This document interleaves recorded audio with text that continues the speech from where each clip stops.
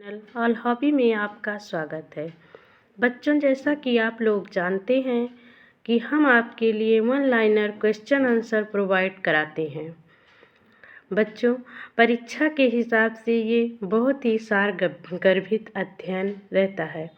आप लोगों को पता ही है, अब आपका कंटेंट पूरी तरह से तैयार हो गया होगा, क्योंकि 6-7 महीने हो गए वैकेंसी आए। अब रिवीजन की ही ज़रूरत है और उसी हिसाब से हम कम समय में आपके लिए अच्छा से अच्छा रिवीजन प्रोवाइड करा रहे हैं। तो आप इसको प्लीज़ ध्यान से देखिएगा और आपको प्रश्न के अकॉर्डिंग ही आंसर देना है, क्योंकि ये आयोग जो है बार बार प्रश्न को बदल देते हैं और तो उसी हिसाब से आपको आंसर देना है। अब हम चलते हैं अपने सब्जेक्ट की तरफ। आज हम आपके लिए लेकर आए हैं भारतीय लघु परंपरा जैन एवं पाल शैली।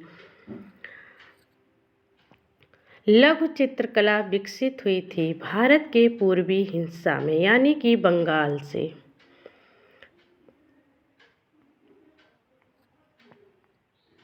आगे 7वीं शताब्दी से 12वीं शताब्दी के मध्य शैली का उद्भव एवं विकास हुआ, वह है पाल शैली। आगे भारत में लघु चित्रों के जनक के रूप में जाना जाता है पाल शासकों को। आगे भारत में लघु चित्रों की शुरुआत की पाल शासकों ने। आगे सर्वप्रथम लघु चित्र बनाए गए, वो ताड़पत्रों पर बनाए गए। आगे भारत में सचित्र पुस्तकें सर्वप्रथम बनी ताड़पत्रों पर। बताइए, हमारे भारतीय लोग इतने वो थे कि उन्होंने ताड़पत्रों को ही पुस्तक बना डाला। आगे पाल शैली का जन्म हुआ 9वीं शताब्दी में। आगे प्रज्ञा पारमिता ताड़पत्र पर चित्रित ग्रंथ है पाल शैली में। आगे पाल शैली के संरक्षक थे पाल शासक। आगे पाल पोथी चित्रों का विषय है बुद्ध का जीवन चरित्र। आगे पोथी चित्रण का प्रारंभ हुआ पाल शैली में। आगे पाल युगीन पांडुलिपि चित्र अधिकांशतः आधारित हैं बौद्ध धर्म पर।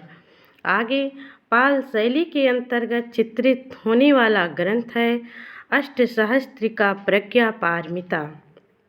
आगे पाल के लघु चित्र संबंधित थे बौद्ध धर्म से। आगे पाल शैली में चित्रण का मुख्य विषय रहा बौद्ध धर्म।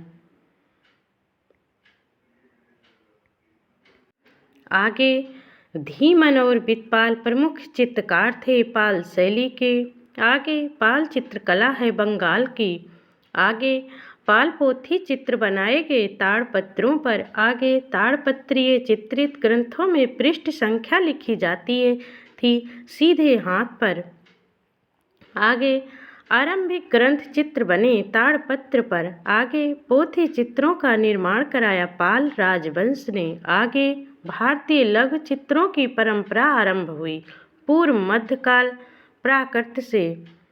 आगे पाल शैली के चित्र होते थे पोथियों में। आगे सित्तनवासन की गुफाएं स्थित हैं, कावेरी नदी के किनारे स्थित हैं, लेकिन डॉक्टर ए बी वर्मा और डॉक्टर रीता प्रताप जी की बुक ने कृष्णा नदी माना है, जिसे चयन बोर्ड ने भी उत्तर के रूप में सही स्वीकार किया है। तो आपको इसको ऑप्शन के अकॉर्डिंग ही आंसर देना है, जैसे ऑप्शन आएगा उसी हिसाब से आप लोगों को उत्तर देना है। आगे सित्तनवासन गुफाएं स्थित हैं तमिलनाडु में। आगे सित्तनवासन की गुफा से संबंधित है जैन धर्म से। आगे सित्तनवासन गुफा चित्रों का विषय संबंधित है जैन धर्म से।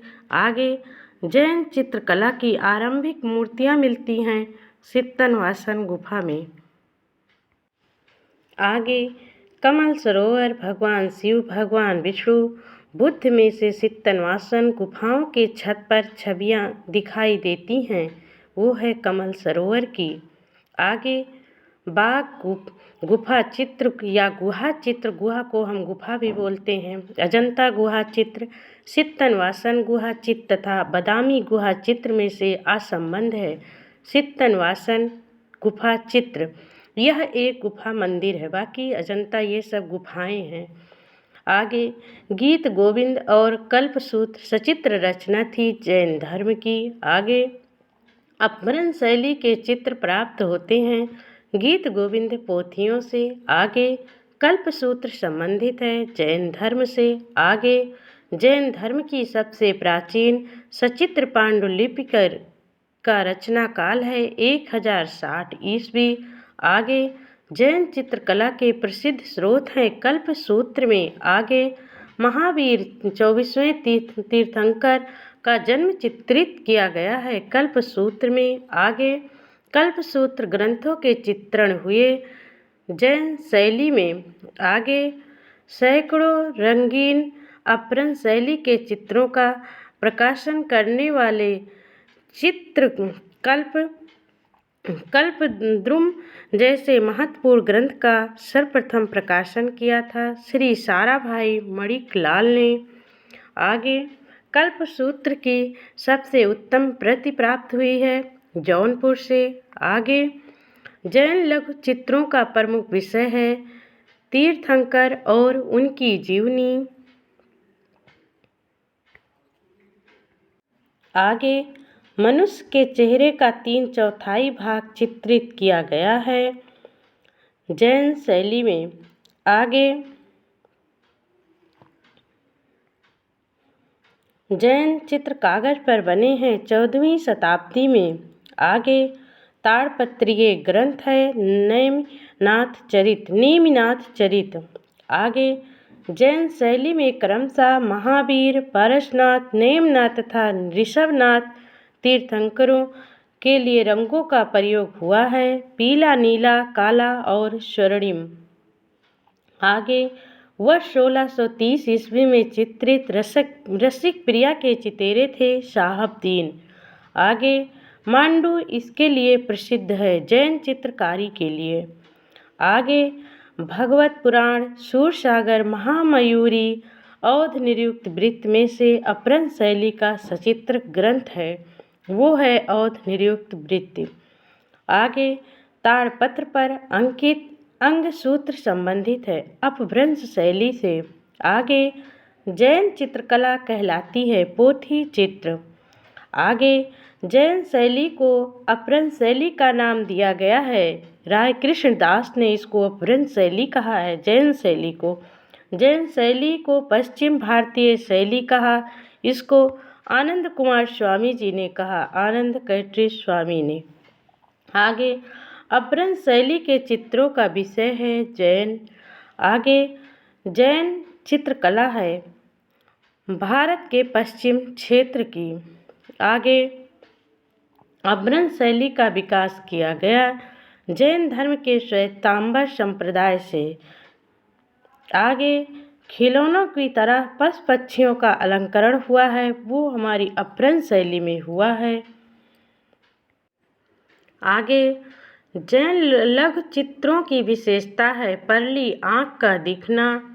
आगे सवा चश्म चेहरे के बाहर निकली हुई बड़ी आँखें इत्यादि निर्मित की गई हैं जैन शैली में। आगे परली आँख विशेषता है अपभ्रंश शैली के चित्रों की। आगे सर्वप्रथम स्थिर चित्रण मिलता है जैन चित्र में। आगे अपभ्रंश शैली में अंग प्रत्यंग बने हैं स्थिर और जकड़े। आगे सुरसुंदरी कहा त्रिशिष्ट श्लाका पुरुष चरित कथा सरित सागर तथा चौर पंचाशिका में से असंबंध है चौर पंचाशिका। आगे चौर पंचाशिका ग्रंथ का श्रेष्ठ चित्र है चंपावती बिल्हड़ की। आगे उदयगिरी और खंडगिरी की गुफाएं हैं शुंग काल की। आगे उदयगिरी की गुफाएं संबंधित कला को दर्शाती हैं जैन धर्म की। आगे जैन धर्म के अनेक तीर्थंकर चित्रित हैं कालकाचार्य कथा सचित्र पोथी में। आगे कालकाचार्य कथा है एक हस्तलिखित जैन चित्र। आगे कालकाचार्य कथा और कल्पसूत्र में चित्रित किया गया है जैन लघु चित्र। आगे प्राचीन बौद्ध कला पर प्रकाश डालने वाले इतिहासकार तारानाथ थे तिब्बत के वो तिब्बती हैं। आगे वो आस्था जो पाल राजाओं का भाग नहीं था, श्वेतांबर। आगे मध्ययुगीन पांडुलिपि चित्रकल्प सूत्र की उल्लेखनीय विशेषताएं हैं, क्योंकि उभरे बाहर निकले नेत्र, कोणीय एवं कठोर रेखांकन, नुकीली नाक। आगे एक अभिकथन है, उसमें हमको ए और आर पता करना है कि कौन सही है कौन गलत है।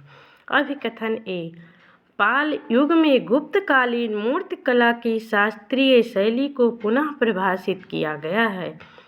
तर्क आर, पालकालीन मूर्तिकला में मानव देह के अलंकरण तथा ऐन्द्रिक चित्रण की प्रमुख भूमिका रही है। इसमें आंसर है ए और आर दोनों सही है। आगे कल्पसूत्र की चित्रित पोथी प्राप्त हुई है गुजरात से।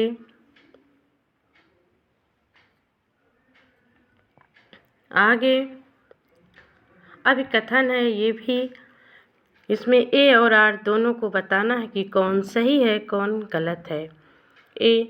अभिकथन ए, पूर्वी भारत में पाल समय में टेराकोटा की कला उच्च स्तर पर थी।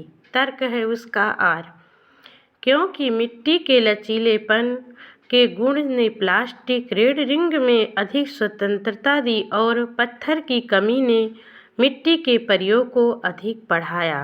अब आंसर देखिए, ए सही है लेकिन आर आंशिक रूप से सही नहीं है। फिर दूसरा भी अभिकथन है, इसको भी देखिए। अभिकथन ए, 1550 एडी के पूर्व भागवत पुराण चौर पंचाशिका चित्रों की चित्रीय भाषा के साथ घनिष्ठ रूप से मिलता जुलता है। इसका तर्क है यार, क्योंकि दोनों पांडुलिपियों में एक जैसी आकृति, प्रकार, दो आयामी जगह, स्थापत्य कला संबंधी इकाइयां हैं। अब आंसर देखिए, ए और आर दोनों इसमें सही है। बच्चों, अगर हमारा वीडियो अच्छा लगा हो तो प्लीज़ लाइक, सब्सक्राइब और शेयर ज़रूर कीजिएगा। और हम ऐसे ही आपको कम समय में अच्छे से अच्छे प्रश्न उत्तर प्रोवाइड कराते रहेंगे। मिलते हैं हम आपको आगे के वीडियो में, तब तक के लिए धन्यवाद।